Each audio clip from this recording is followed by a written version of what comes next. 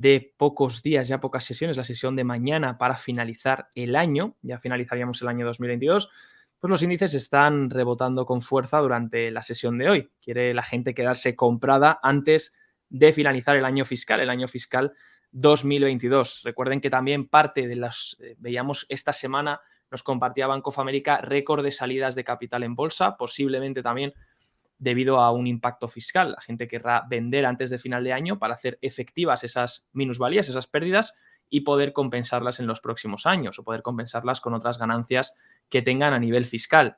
Luego también, si quieren quedarse comprados, pues obviamente tendrán que aprovechar a comprar justo antes de que termine el año 2022. Como pueden ver, tenemos ahora mismo los índices en verde, con bastante verde en casi todos los activos. Bueno, a nivel global vemos verde en casi todos los índices, excepto en la zona asiática durante la sesión que hemos tenido en el día de hoy de madrugada.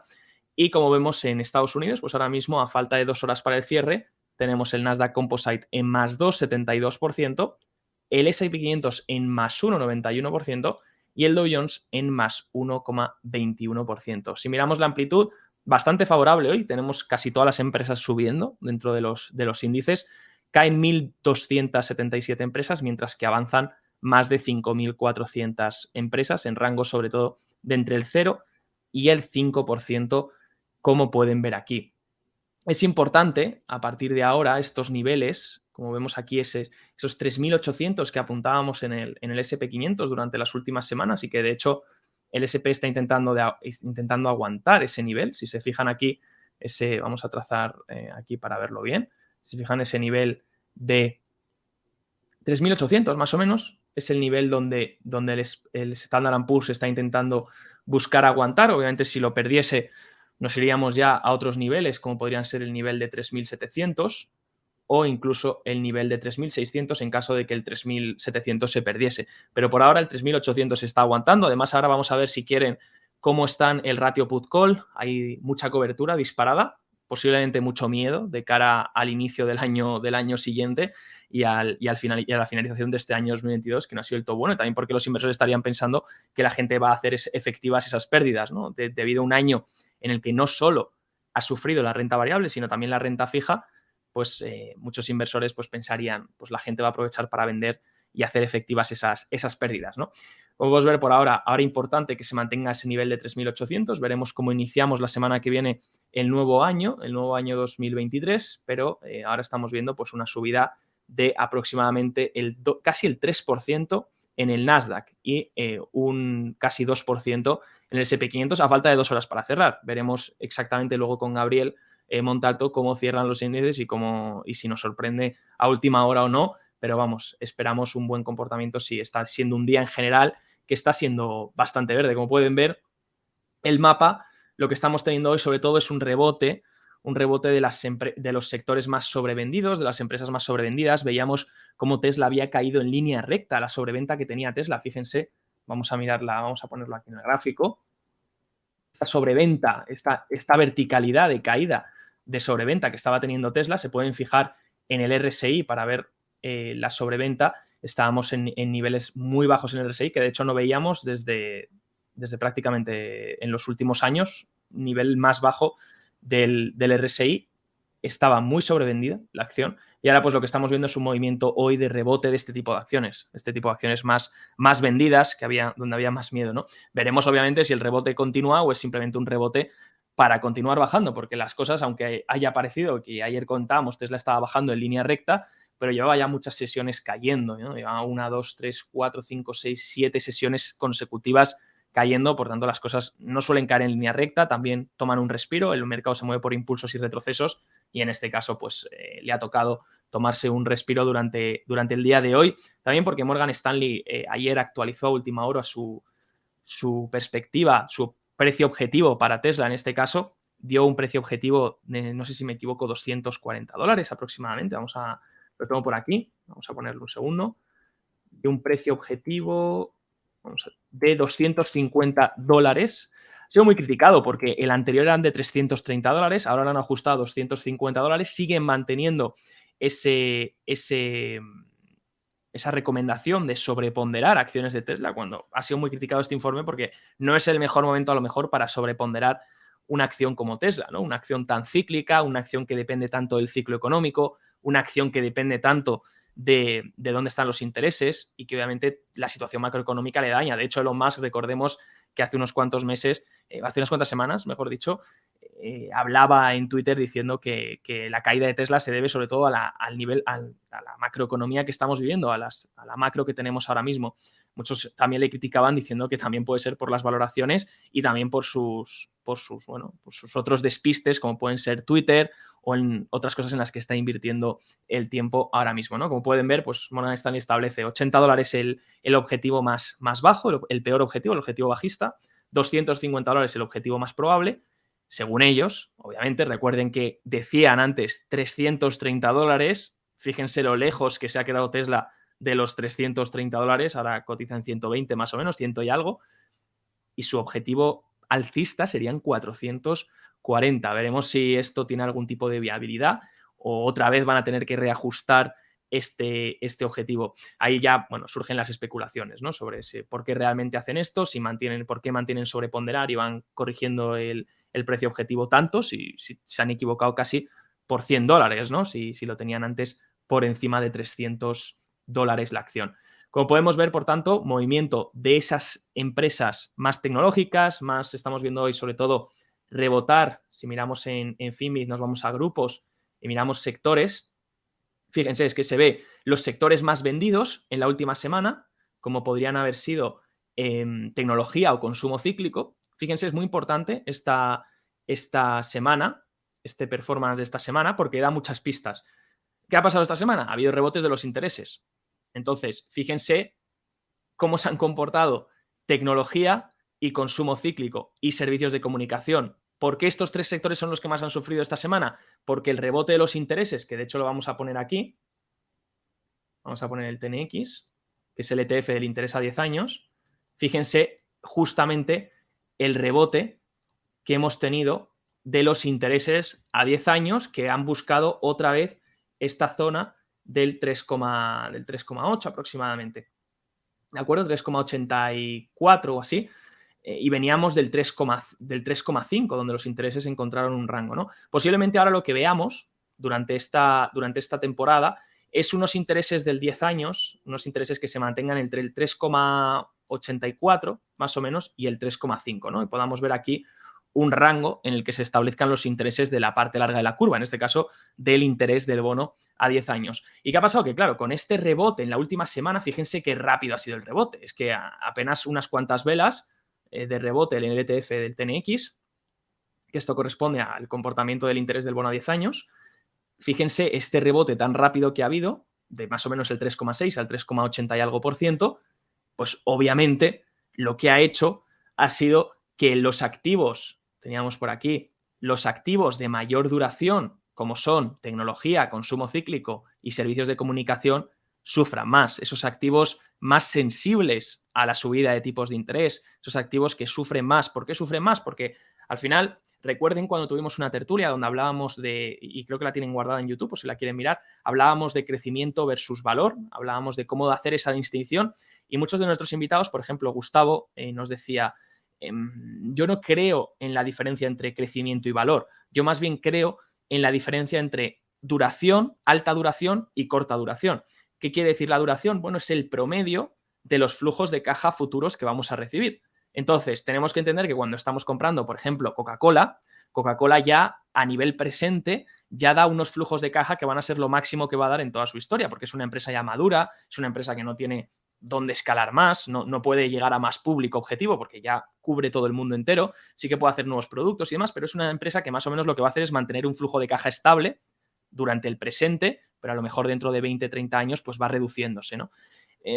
Ahora bien, empresas de crecimiento como pueden ser Tesla, esa sería una empresa de corta duración, pero empresas de alto crecimiento como pueden ser Tesla, como puede ser una startup, como puede ser una empresa de crecimiento, pues esas empresas no hacen flujos de caja a corto plazo. Tú como inversor esperas recibir los flujos de caja promedios mucho más lejos en el tiempo, porque no estás apostando, no estás pagando los flujos de caja de ahora, estás pagando los flujos de caja que va a haber en el futuro porque tú crees que la innovación y el desarrollo que tiene esa empresa pues va a hacer que a futuro sea rentable, por eso inviertes en ella, ¿no? Entonces, Como inversores en ese tipo de empresas, obviamente tú prefieres que el flujo de caja se reinvierta y no quede tanto libre para el accionista. Entonces, buscas esa reinversión del flujo de caja, sabes que las empresas no generan tanto flujo de caja ahora como lo harán en el futuro, porque pagas algo hoy con la esperanza de que en el futuro valga más, de que se revalorice, de que sea una innovación, de que sea una empresa líder en su sector, y entonces eso la convierte en una empresa de alta duración, porque el promedio de sus flujos de caja se van a recibir más lejos en el tiempo.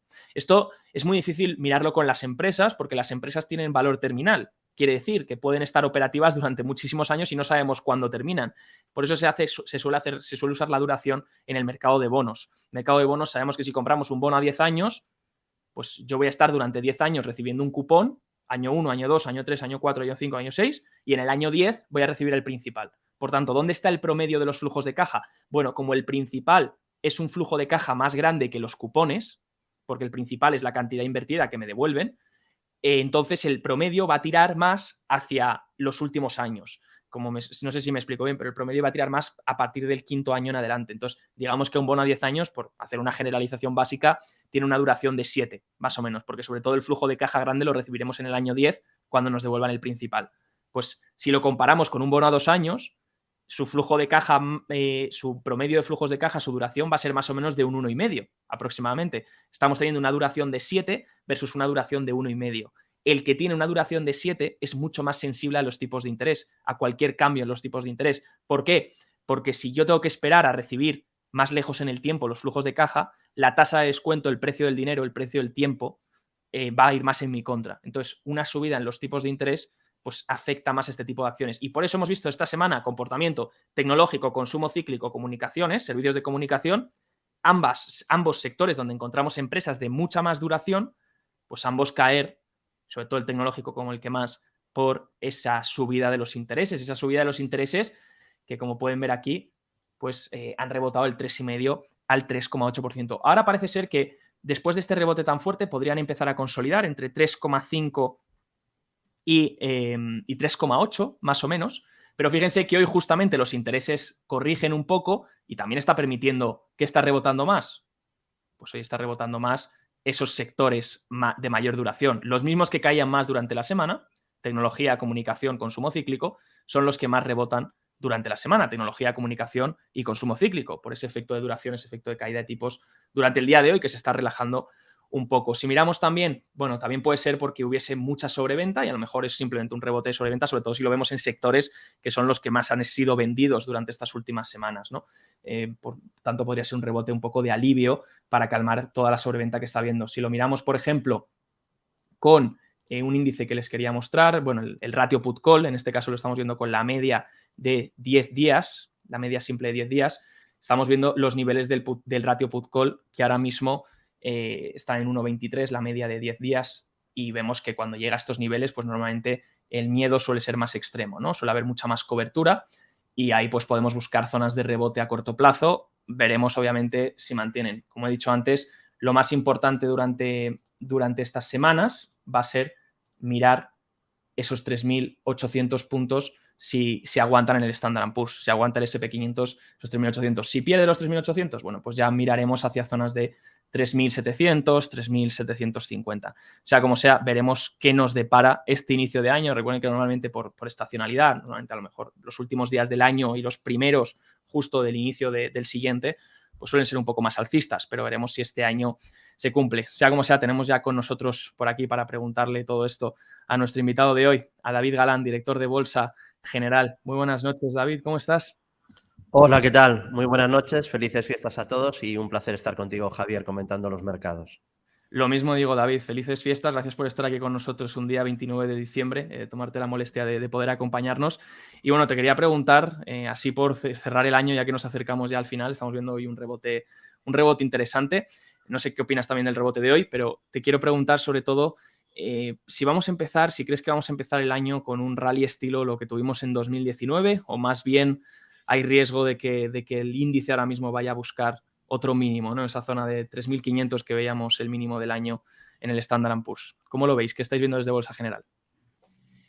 Bueno, está siendo un año complejo, ¿no? Es el calificativo que hemos utilizado para todo el año, porque ya a partir de noviembre aproximadamente del año pasado comentaba que la situación se estaba complicando en el fondo de mercado, ¿no? Todo empezó primero con un deterioro sectorial. Creo que no deberíamos de hablar de la bolsa, que es lo que se suele hacer, ¿no?, de manera homogénea, sino de manera heterogénea y clasificando bien la situación del mercado por sectores, porque, claro, el que estuviera invertido en compañías growth, chinas, tecnológicas, small caps, pues habrá vivido un Armageddon, ¿no? Habrá vivido un año 2000, un año 2008, es decir, un momento realmente crítico de los mercados, con caídas brutales. Hablamos de muchas acciones cayendo 70, 80, 90%, y sin embargo, pues el que haya invertido en sectores más defensivos, tipo consumo básico, utility, salud,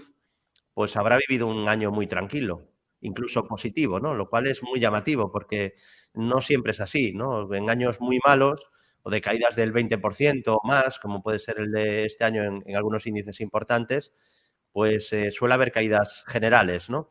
Hemos visto primero en 2021, después de subidas brutales, como explicabas antes muy bien, ¿no?, en activos de larga duración, acciones growth, todo aquello que se beneficiaba de tipos negativos, pues un rally espectacular, pues un festín. Y a partir de febrero del año pasado eso se empezó a deteriorar poquito a poco, ¿no? Primero sin hacer mucho ruido, y luego eso fue contagiando a más sectores. A partir de verano y luego ya sobre todo en noviembre del año pasado es donde hablábamos de riesgo de contagio de esos sectores que estaban ya no debilitando, sino cayendo muy fuerte, a otros sectores que pues empezaban a hacerlo también mal, ¿no? Esas primeras acciones pequeñas que empezaban a caer growth, iban contagiando ya las medianas growth, luego las grandes growth, y no solo se quedaba eso en ese pequeño nicho de chinas y pequeñas growth, ¿no? La línea AD, que es un indicador que nosotros también utilizamos mucho en Bolsa General, nos sirve muy bien para ver un poco cómo está el fondo de mercado, porque no es positivo, obviamente, cuando la línea D toma una dirección y el mercado toma otra. Voy a abrir un momento ese gráfico de la línea D para que la veamos y la voy a poner en escala semanal para, y además voy a poner aquí que se vean 2 años porque me interesa mucho que se vea lo de finales del año pasado, y ahí veremos cómo la situación se empezó a complicar en el fondo de mercado. Hablamos de esta zona de aquí, en la mitad casi del gráfico, vemos como el NYSE, que es la línea que aparece en color negro, pues ahí está marcando un máximo prácticamente idéntico al anterior, pero aquí ya no acompaña el fondo de mercado. Ahí vemos que la mayoría de títulos no acompaña esa última subida y la línea D pues está ahí floja y lleva ya en ese momento 6-7 meses en un lateral, ¿no? Y cuando pierde esa zona de lateralidad, cuando pierde ese soporte horizontal, la línea D, no el NYSE, sino la línea D, que lo pierde antes que el NYSE, pues ahí tenemos ya una señal de debilidad bastante clara. Y eso es justo finales del año pasado. Se cumple un año. A partir de ahí, las señales que ha ido dando la línea D, que nos sirve como un fondo de mercado, porque ahí lo que hace es sumar los valores que suben y restar los que bajan del índice NYSE, lo comparamos luego con el propio índice, pues ahí vemos que se ha quedado rezagado durante todo el tiempo. Ha caído más cuando el mercado caía y ha rebotado menos cuando el mercado ha subido. De hecho, seguimos así. Si ya nos vamos a presente, no parece una lectura sana de este indicador, ¿no? Nosotros seguimos muchos indicadores, le llamamos semáforos de inversión, para saber con qué riesgo debemos de tomar en el mercado, porque siempre repetimos lo mismo en Bolsa General, es que hay que tener un método, que esto no es operar por opiniones, pero ni las nuestras ni las de nadie. Es decir, yo no opero por mis opiniones, opero siguiendo unas reglas que tienen que ser lo más objetivas posibles, ¿no? Y una regla que implicamos o utilizamos mucho de cara a saber qué riesgo hay que tomar en cada momento, porque soy un inversor que normalmente me gusta estar 100% invertido, pero no siempre. Para eso están los semáforos, ¿no? Para saber en qué momento debemos de entrar en un modo de mayor prudencia. Y es el modo de prudencia en el que hemos estado casi todo el año, con más o menos cobertura, que sería a través de algún producto derivado. Esto no lo recomiendo al que esté empezando, que juegue con la liquidez, mayor proporción o menor proporción de liquidez. Pero bueno, yo llevo utilizando productos derivados desde el año 2007 y creo que para mí es una herramienta para bajar el riesgo, ¿no? Normalmente se utilizan los derivados o se dice que se utilizan para aumentar el riesgo, el apalancamiento. Bueno, pero hay algo, una utilidad de la que se suele hablar muy poco, que están muy demonizados porque normalmente no se saben usar por ese riesgo de apalancamiento, y yo recomiendo que el que no sepa lo que hace, que ni los toque, que ni los mire, y que si quiere profundizar, primero se forme y luego perendemo. Pero también sirven para bajar el riesgo. Esto es como un seguro, es decir, ¿qué tiene más riesgo? ¿Ir 100% invertido durante un mercado bajista a pecho descubierto o usar coberturas y cubrir parte de tu cartera, incluso en algún momento la totalidad, en el momento que tengas unos semáforos de inversión que te indican que el mercado está en una situación más compleja? Siempre con la idea, porque yo en esto insisto mucho, de que esto tiene que ser algo que no sea muy duradero, porque las crisis o los momentos malos de la bolsa son puntuales, se hacen muy largos a veces, pero normalmente una crisis dura un poco más de un año. Esa es la realidad, ¿no? Es verdad que ese año puede ser muy doloroso, un -40, un -50, y puede hacer muchísimo daño a una cartera. Entonces, porque no olvidemos que cuando pierdes un 50 hay que recuperar un 100, ¿no? Entonces, este fue uno de los semáforos que antes nos indicó el problema que nos encontrábamos. Otro es la curva invertida, ¿no? La famosa curva invertida, o incluso varios tramos de curva invertida, prácticamente está todo invertido, que es cuando se paga más por unos intereses a corto que a largo, lo cual no tiene mucho sentido en una situación normal. Pero cuando hay tensiones y se descuenta un futuro peor, pues esto ocurre anticipando una crisis en varios meses, ¿no? Crisis y normalmente también caída de mercado, que luego, si da tiempo, te comentaré un poco yo creo que un escenario o una reflexión más bien algo contraria sobre lo que puede pasar en el mercado en 2023, ¿no? Pero digamos que muchos semáforos se han ido poniendo en rojo durante todo este año. Empezó la gran debilidad en la línea D a partir de finales del año pasado. Sigue sin mostrar tampoco mucha mejora en la actualidad, porque vemos que el ritmo de subida en el índice es superior al de la línea D, es decir, el fondo de mercado todavía sigue bastante tocado. Sí es verdad que hay bastante porcentaje de valores que están por encima de la media de 200 dentro del S&P, en el Nasdaq pocos, pero en el S&P hay bastantes, pero todavía no hay una mejoría clara del fondo de mercado dentro del índice NYSE. Entonces, bueno, pues ante esto, muy importante ser selectivos porque hay valores que están en subida libre. Yo soy sobre todo analista técnico, aunque también miro algo la macro, aunque creo que es la parte más compleja en un sistema de implementar. De hecho, hay muchos más ejemplos de fracaso utilizando macro y noticias para invertir que de éxitos. De éxitos se cuentan con los dedos de una mano. Hablaríamos de Druckenmiller, Soros y Ray Dalio, muy pocos más. Y luego utilizo Value Investing cuando invierto a largo plazo, que es casi toda mi cartera está dedicada a invertir en acciones a largo plazo. Y ahí pues busco compañías que sean de mucha calidad o crecimiento o una combinación de ambas, que casi sería lo ideal. Y también ahí tengo le doy mucha importancia al componente sectorial, es decir, estoy como construyendo un edificio y no quiero que todos los ladrillos sean iguales, ¿no? Me gusta pues que no que haya un poco de todo porque sí, sino dentro de los sectores que a mí más me gustan, porque intento huir bastante de sectores cíclicos porque sé que sufren mucho en momentos de crisis económicas y es muy difícil acertar, y lo dice un analista técnico, es muy difícil acertar el punto de entrada y el punto de salida, muy difícil, aunque hay reglas que funcionan relativamente bien. Entonces intento huir de lo difícil, es decir, sectores muy cíclicos, e intento ir a los sectores pues, que me gustan más. Entonces suelo tener bastante sector salud, que además lo está haciendo bien en este escenario y era previsible que lo pudiera hacer bien en un momento de turbulencias económicas y con inflación, pero el sector salud es muy resistente. Después me gusta consumo básico, hay además bastantes joyas dentro de ese sector y tiene la ventaja de ser también muy defensivo, betas muy bajas. Y luego me gusta mucho la tecnología, pero esto ya tiene más ciclicidad y aquí sí que hay que tener cuidado en cuándo te metes y hay que tener, yo creo que reglas de gestión de riesgo pues rigurosas, ¿no? Porque si te equivocas en el momento de entrada, por ejemplo, en un sector como el de semiconductores, pues cada 2, 3 años tienes caídas del 40% en el sector.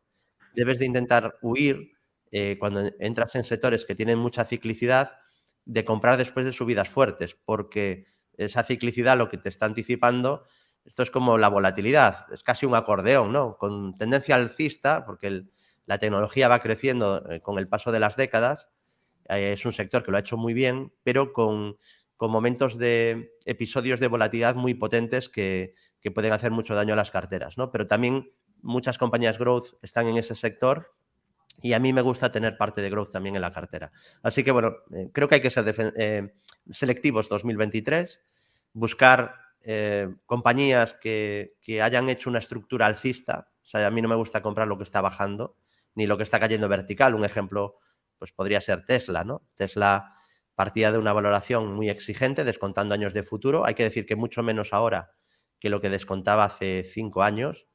También hay que decir que no me gustan los relatos en la bolsa, ¿no? Que esto es lo habitual, contar un poco un cuento, que la gente entienda y luego todo se justifica. Porque ahora se dicen que Tesla cae porque está muy cara.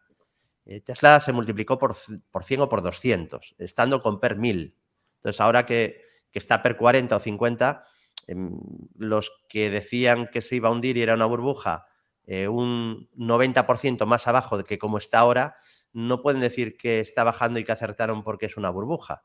No sé si me explico, Javier, pero se está imponiendo un poco ese relato, ¿no? De que, bueno, es que Tesla iba a caer porque era una burbuja.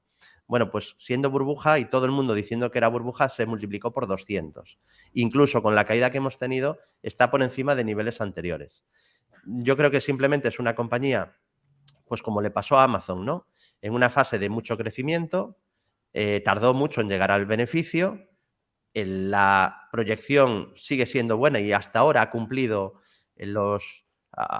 realmente todas las estimaciones, incluso las ha batido, y el PER ha ido bajando a pesar de que el título ha subido mucho en bolsa. El PER ha ido bajando pues bastante rápido, pero no hace tanto estaba PER 1000 o PER 500, ¿no? Y ya anda ahora con PER 50 y con un PER forward de 30 veces, que no es una barbaridad, ¿eh? O sea que justo ahora que se ha puesto a valoraciones, digamos, más razonables, es cuando el mercado le está castigando muy duro. Yo creo que la razón, más que la sobrevaloración, que podría tenerlo, eso ya es más debatible, porque es verdad que vale más que muchas automovilísticas juntas. Yo creo que es un tema más de que no ha vivido nunca una gran recesión desde que pues, se ha multiplicado por 200 veces, ¿no? Y ahora ese riesgo de que venga una recesión, pues en una industria tan cíclica, porque ahora está cayendo en general un poco el sector, Tesla más, eso unido a que probablemente también hay como una guerra contra Elon Musk, que es extremadamente polémico y que ha mezclado un poco el negocio de Twitter con el negocio de Tesla. Digamos que se han dado en la coctelera podemos mezclar ahí varios componentes, varios ingredientes, pues que han permitido ver esa gran caída, que además es algo bastante lógico en una industria tan cíclica y encima en un valor que descontaba varios años de crecimiento en los beneficios y en el PER. Efectivamente, has comentado muchas cosas interesantes, David.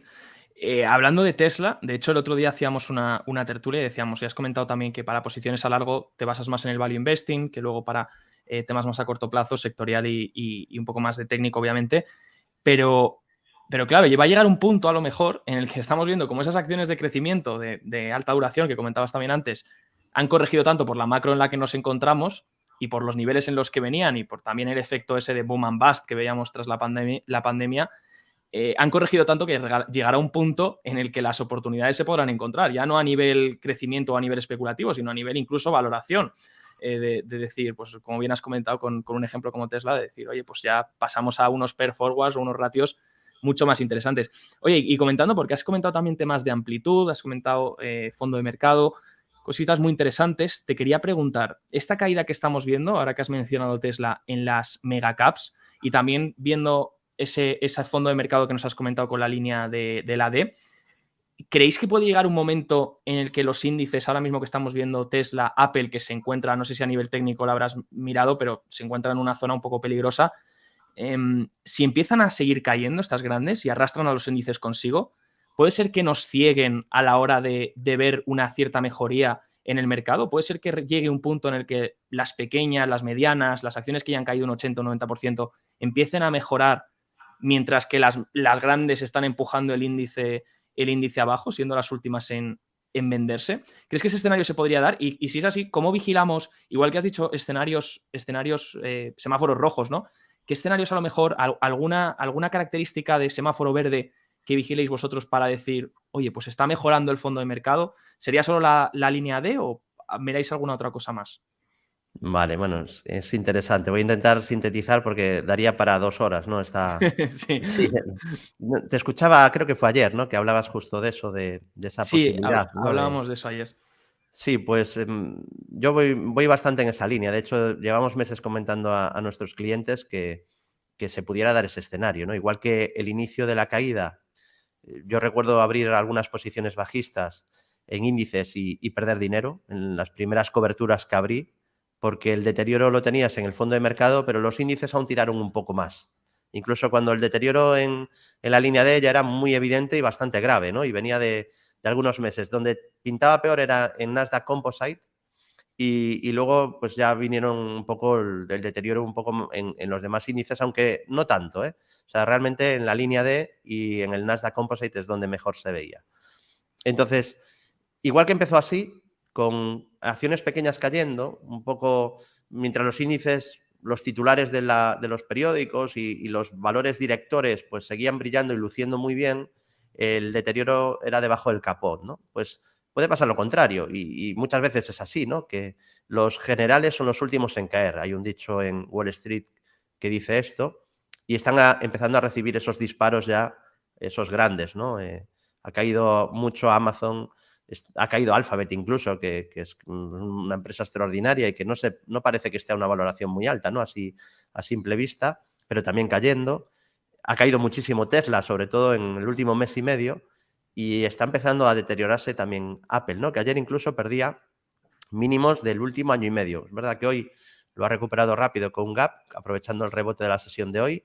Luego, si da tiempo, también podemos hablar de estacionalidad, porque es verdad que estamos en fechas de las mejores sesiones del año, o algunas de las mejores sesiones del año se concentran justo en estas sesiones y es verdad que un poco probablemente está frenando un poco el mercado la situación de este año, pero aún así hay una fuerza de fondo, un viento de cola que es la estacionalidad, ¿no? El último día del año no suele ser tan bueno y el primer día del año suele ser buenísimo, ¿no? A nivel estadístico del rally de Navidad.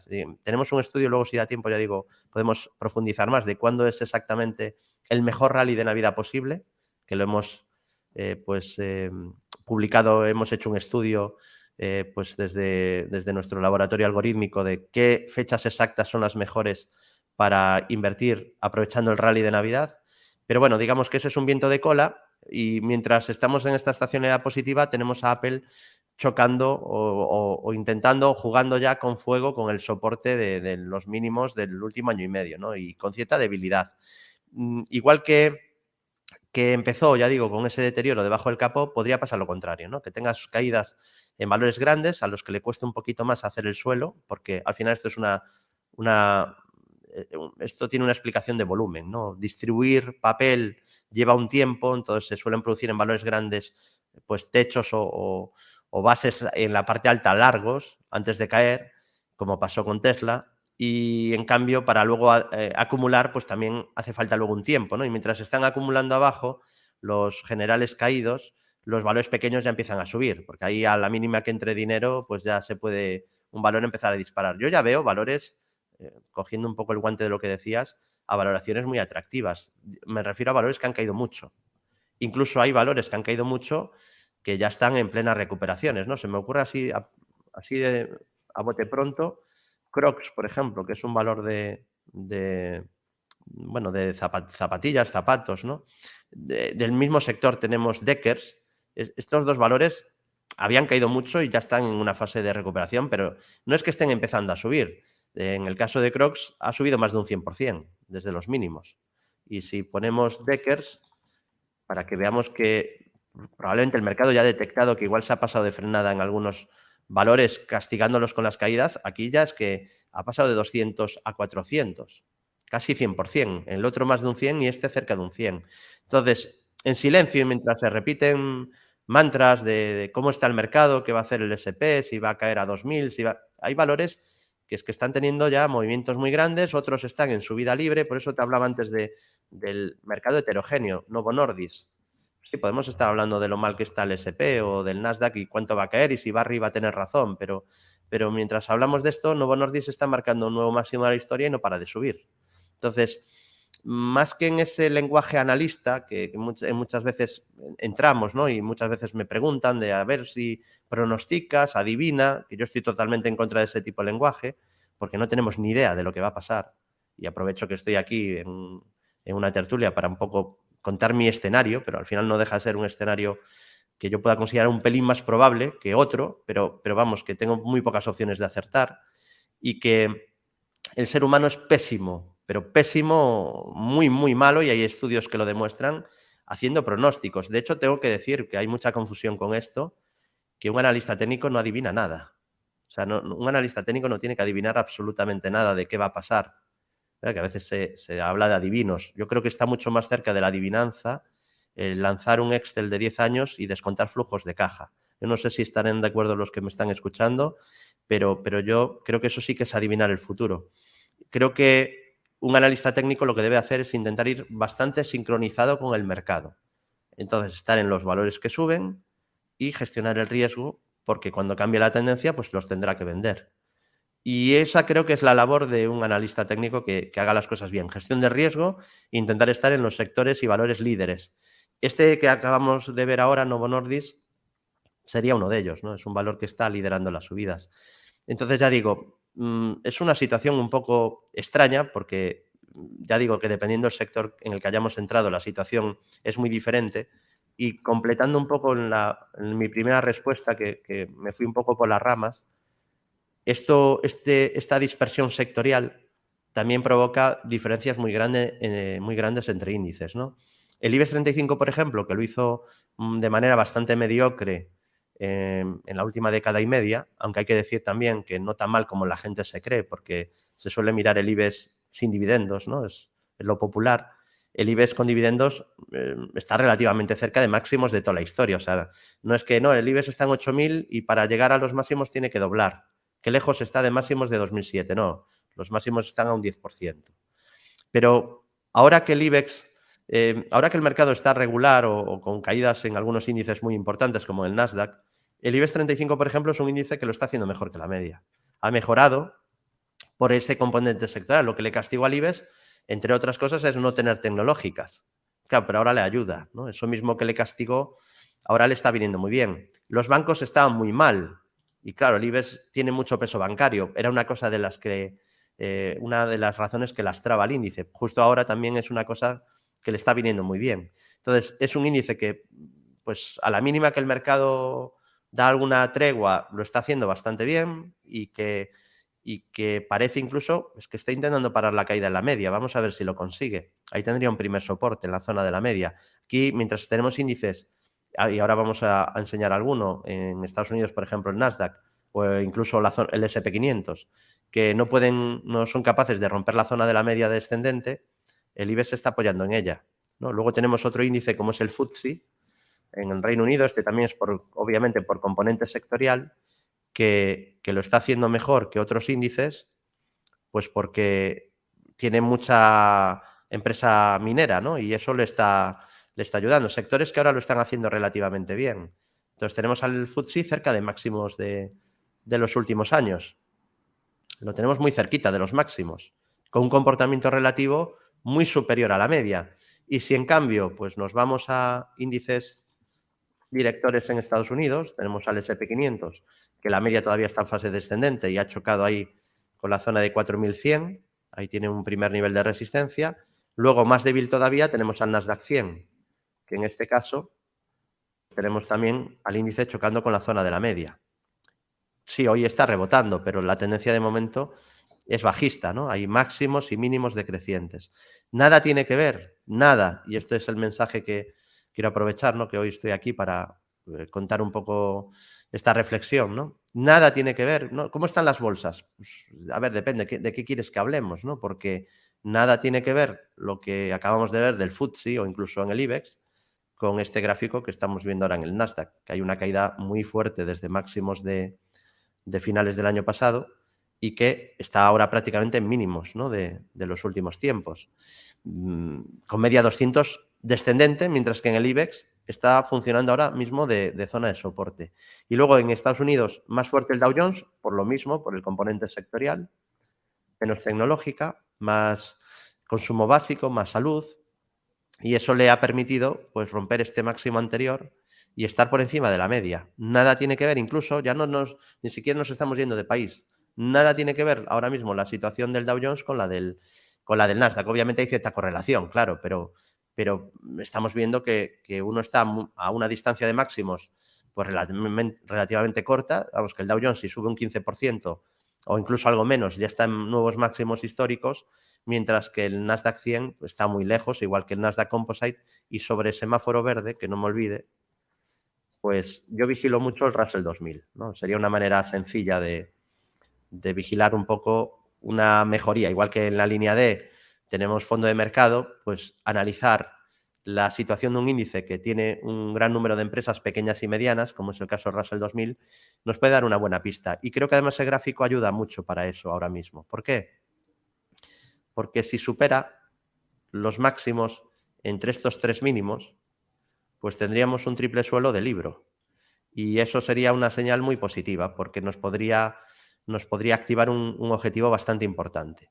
Ya hizo un doble suelo, además lo cumplió al TIC, que es este que vemos aquí, que lo fuimos siguiendo en Bolsa General. Ahí lo tenemos. Hizo dos mínimos en la misma zona, superó el máximo entre mínimos, cumplió el objetivo. Además, justo fue cumplir el objetivo y se frenó.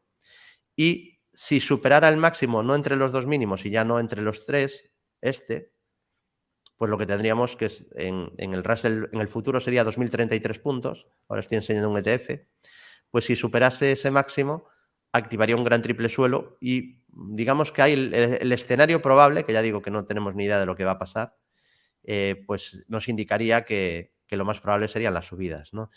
No digo que no se pueda hacer ese ejercicio de plantear un escenario, lo que digo es que eso no puede ir nunca en el primer lugar de tus decisiones de inversión. O sea, uno no se debería de guiar por lo que cree, ni por lo que nadie dice, ni por el escenario que uno tenga, sino por los hechos e intentar ir sincronizado con el mercado siguiendo unas reglas, ¿no? Porque se enfatiza mucho cuando alguien acierta algo y da una sensación falsa de bueno, se puede acertar, el ser humano acierta al futuro, ¿no? Está esto lleno de rubinis vaticinando crisis durante 20 años y luego aciertan una o dos. Porque yo tengo capturas de avisos de crisis de gurús de 2011, 2013, 2015, 2016, 2017, y el fracaso fue absoluto. Lo que pasa que, digamos que no está castigado fracasar avisando de una crisis que no llega nunca y el mercado se multiplica por 5, y en cambio se vitorea si aciertas una caída de un 20%. Fíjate la asimetría en el acierto, ¿eh? Te equivocas en un más 500 y aciertas en un menos 20. Pero eso es lo que tiene ruido, aplauso y repercusión mediática, ¿no? Entonces yo no juego a ese juego y recomendaría a los inversores que nos estén viendo que no jueguen a ese juego. Oye, David, cosas muy interesantes nos has comentado. Tenemos a nuestro otro invitado, también David, tu tocayo. Lo único, te quiero decir, ¿te quieres quedar? Nosotros tenemos hasta las 9 tertulias. Si te quieres quedar, yo encantadísimo de que te quedes, que damos ya la me bienvenida. quedo y escucho la No, y visión. quédate con nosotros para que debatamos entre los tres también, porque todo lo que nos has aportado. Y queremos ver también lo del tema de la estacionalidad que nos comentabas. Pero damos ya la bienvenida. Antes saludamos a David Leiguarda, trader independiente. Buenas tardes, David, ¿cómo estás? Buenas tardes Javi, buenas tardes tocayo, ¿qué tal? ¿Cómo estáis? Hola, ¿qué tal?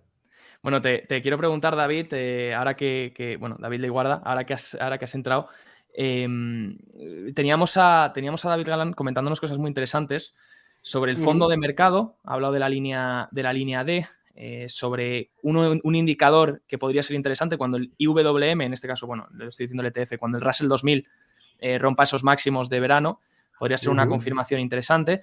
También de cómo las empresas pequeñas podrían empezar a moverse. Nos ha dado un par de ejemplos de cómo algunas llevan ya subidas del 100% o empresas que no hacen tanto peso en el índice ya están empezando a mejorar, mientras que estamos enfatizando siempre el índice y siempre dónde va a ir el S&P500, dónde va a ir el Nasdaq, cuánto vamos a cerrar en el año, etc. ¿Cómo estás viendo tú todo esto? ¿Qué previsiones estás teniendo de cara a este inicio de año? Y sobre todo, ¿qué estás vigilando de cara a esperar una cierta mejoría en el año 2023? Bueno, en realidad, muy en la línea de lo que ha comentado David, ¿no? El que me conoce de Twitter lo sabe, ¿no? Y que he sido de los más pesados. No en cuanto a decir que el mercado va a subir, ¿vale? Pero sí en cuanto a decir que que el 2000 por qué, que debajo del COVID por qué, que yo qué sé, estos crash que se llevan vaticinando desde hace tiempo, ¿no? Entonces, realmente, pues eso, es verdad y es indudable que, joder, aquí hay un deterioro, ¿no? Y ahí, pues sí parece que se ha ido soltando papel y que Apple, que ahora mismo es la que más pesa en todos los índices, la están girando y se puede marcar como quien dice un Tesla, ¿no? Además tiene zonas objetivas, tiene zonas en las que igual se le puede buscar un objetivo si te gusta operar en corto. Y claro, el problema está en lo siguiente. ¿Podrá el mercado, podrá el Dow, podrá todos estos índices aguantar esta posible caída? Cuidado, que se está marcando el hombro cabeza a hombro y a lo mejor hay que operarlo a la inversa, y le hace la pirula a todo el mundo y luego sigue subiendo como nos tiene acostumbrado desde hace ya muchos años Apple, ¿vale? Entonces, bueno, ahí está la cosa, ¿no? Ahí está la cosa y ahí está la duda. Yo, sinceramente, como dice David, yo tengo valores en cartera que hace tiempo... bueno, ya sabéis que en Darwinex podéis copiar la operativa y todo esto, y tengo valores en cartera que ya hace tiempo que siguen a su rollo, que siguen a su rollo haciéndolo súper bien a pesar de lo que está haciendo el mercado. Y luego tengo muchísimos en radar, ¿vale? Que ahí están acechando máximos históricos. A lo mejor son valores que están muchísimo más relacionados pues con sectores más industrial, lo ha hecho muy bien también healthcare. Al final es eso, ¿no? Es mirar un poco una sectorización y, no descartar a lo mejor ese cambio de paradigma, ¿no? De esa pérdida de capitalización bursátil por parte de las grandes, que ya se está viendo, ya están viendo auténticas hostias en el mercado, que no están teniendo la repercusión que tenían hace 2 años, que no hacen que el SP500 caiga de la misma manera. Lo mismo, estamos viendo un poco un cambio de paradigma y estas que ponderan y que se llevan todo el peso del índice, quizá en unos años no sea así, lo veamos de otra manera, ¿vale? Tampoco veo que estemos tan mal y como dice David, ya hace tiempo, es que no es de ahora, que se empiezan a ver divergencias entre la línea de avance y de descenso y se empiezan a poner el NISE por encima de la media, que joder, que ya es algo, ¿vale? Que ya estadísticamente cuando lo hace, pues son buenas cosas y ya parece que hasta la quiere consolidar, ¿no? Pues ahí estoy en esa. Y ahora, en cuanto al corto plazo, caída, lo veo complicado. Sinceramente, caída fuerte desde fin de año, como hasta hace 2 días. El ratio put-call lo tenemos a niveles, de verdad, lo tenemos a niveles de cuando se cayó el COVID hasta abajo del todo. Entonces, ahora mismo, si todos son put, uno no abre una put para vender sus posiciones. Uno abre una put porque se va a cubrir. Si estoy cubierto, no voy a vender. Entonces, si hay tantas put en el mercado, ¿quién va a ser el que va a vender sus posiciones, no? Normalmente estas puts suelen acabar cerrándose y dando rebotes, ¿no? Como el que ha dado hoy. Aprovecha la excusa del dato y empieza el rebote, ¿no? Vamos a ver hasta dónde, pero tampoco ha mitigado. Es que no sé si tengo tiempo real en este. Creo que este es el de ayer. O es que está, espérate, perdona. Sí, está en semanal. Sí, bueno, sí ha mitigado algo. ¿Veis cómo ha bajado el día de hoy? ¿Vale? El ratio put call es normal. Se están cerrando muchas put, entonces es normal que estemos viendo este rebote en el mercado y no sé hasta cuándo, ¿vale? Yo te pongo aquí, David, si quieres, la media de 10 días del ratio put call.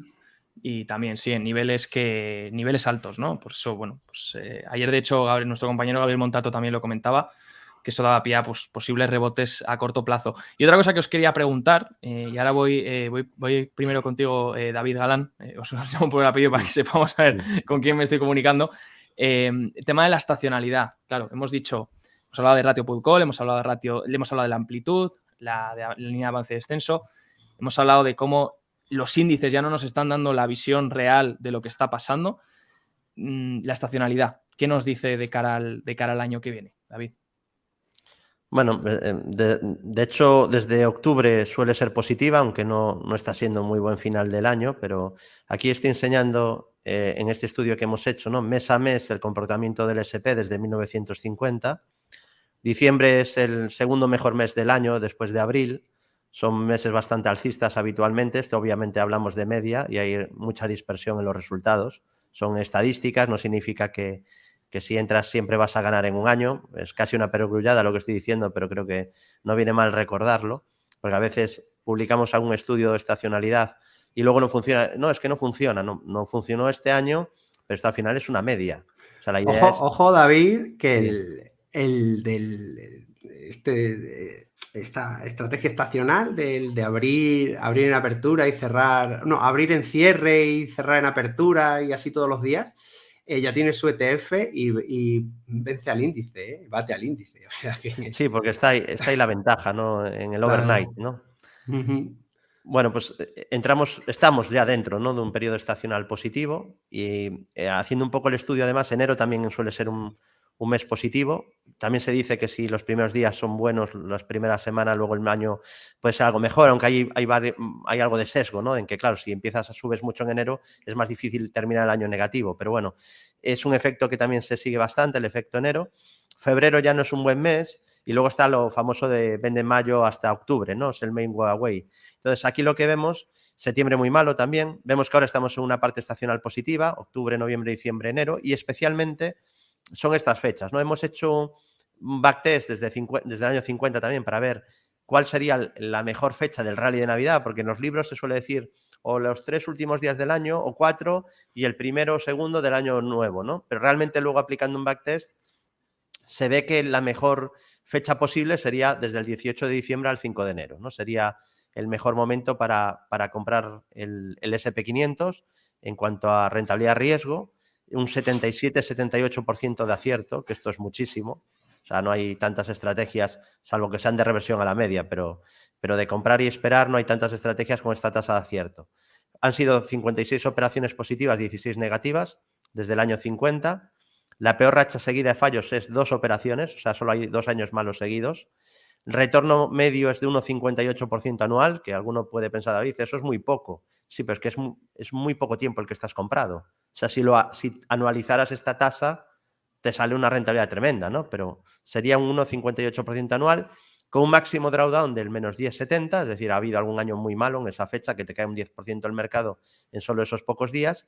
Pero claro, mirad qué profit factor, 5,37, esto es muchísimo. Vale, esto es una barbaridad. Entonces, bueno, pues está claro que sí existe esa estacionalidad o ha existido hasta ahora, porque el futuro no lo conocemos y bueno, pues es algo que podemos tener en nuestro kit de herramientas, digamos. Yo no solo operaría por estacionalidad, pero es interesante conocerlo.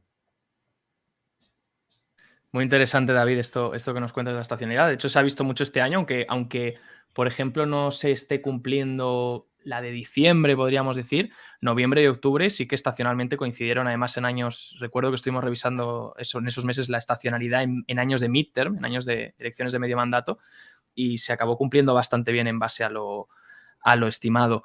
David, Leguarda, en este caso, ¿cómo ves todo esto que nos ha comentado David Galán?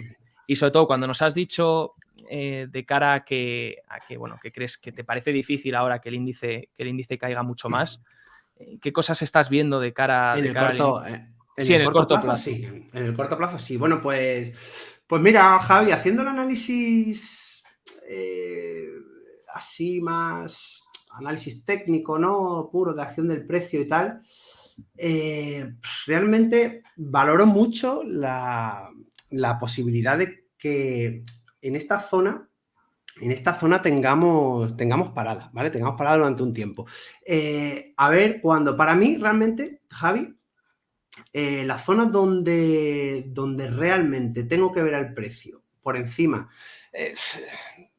lo de siempre, si subes de aquí, sube, si baja de aquí, baja, si no, lateral, ¿no? Al final no adivinamos, como dice David, tenemos escenario y según lo que haga.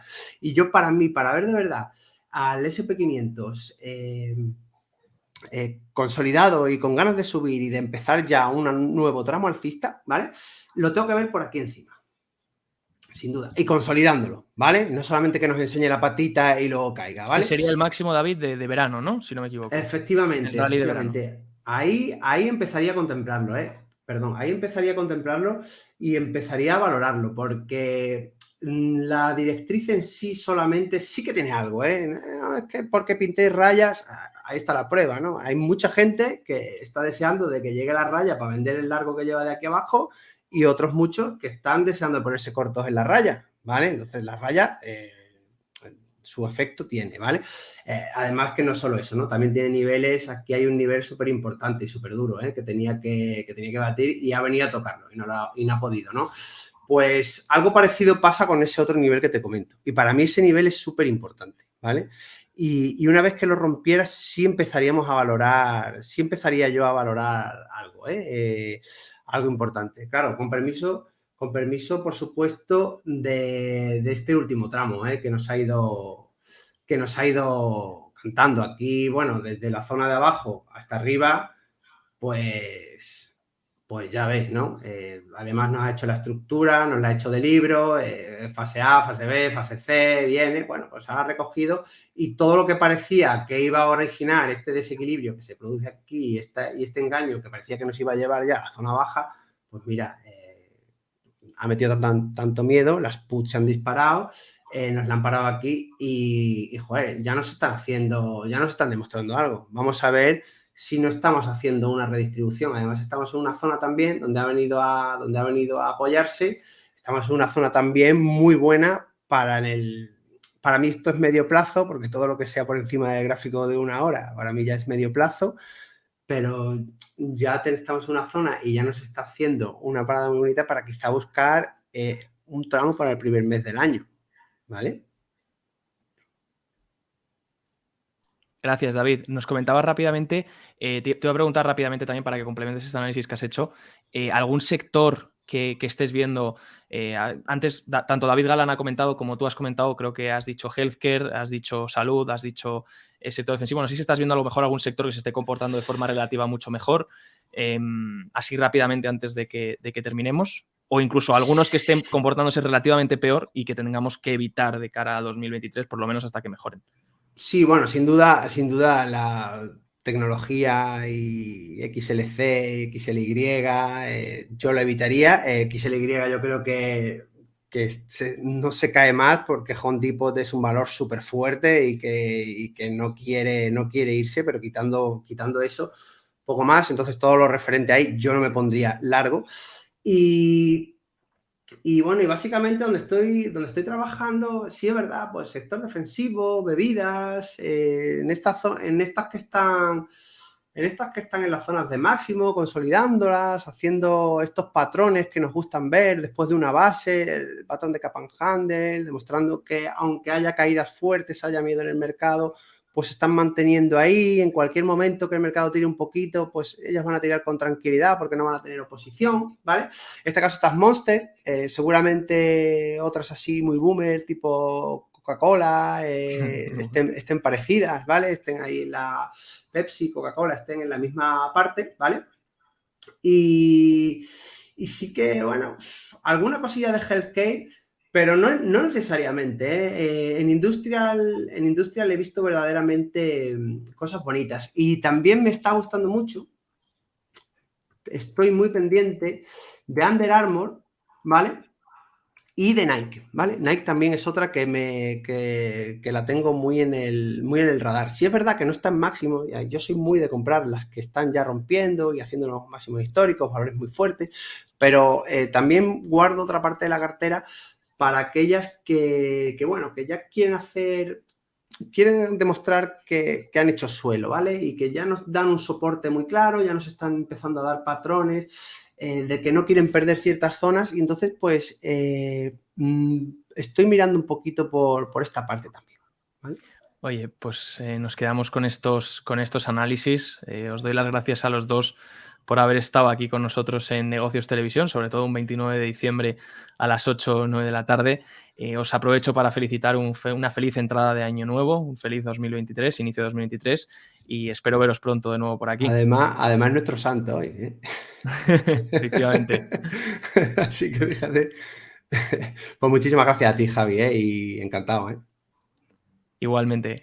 Hasta luego, David Galán, que tengas una muy buena tarde y un inicio de año. Un placer y felices fiestas y que venga un buen 2023 y con muchas plusvalías. Nos despedimos, por tanto, de David Galán, director de Bolsa General, y de David Leiguarda, trader independiente. Y damos ya nosotros la bienvenida ahora con los índices cotizando. Vamos a mirar ahora mismo. Tenemos Nasdaq Composite 251, el S&P 500 en más 1,77 y el Dow Jones en más 1,11%. Y damos ya la bienvenida a mi compañero Gabriel Montalto para analizar esta segunda hora del cierre de Wall Street y ver cómo cierran los índices. Muy buenas tardes, Gabriel, ¿cómo estás? ¿Qué tal, Javier? Muy bien, ¿qué tal estás tú? He visto la audiencia ahí también